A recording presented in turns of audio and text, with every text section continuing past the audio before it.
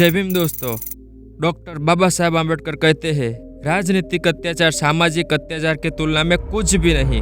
और एक समाज सुधारक जो समाज को चुनौती देता है, वह सरकार को चुनौती देने वाले राजनीतिज्ञ से कहीं अधिक साहसी है।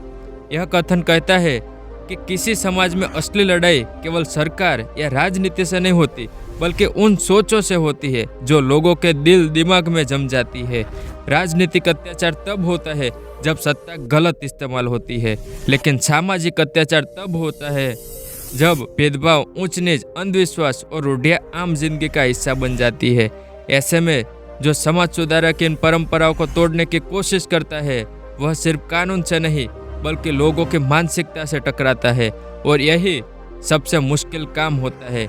इसलिए यह कथन बताता है कि समाज को बदलने वाला व्यक्ति कई बार उस नेता से भी ज्यादा साहसी होता है जो सरकार को चुनौती देता है। असली क्रांति सोच बदलने से शुरू होती है।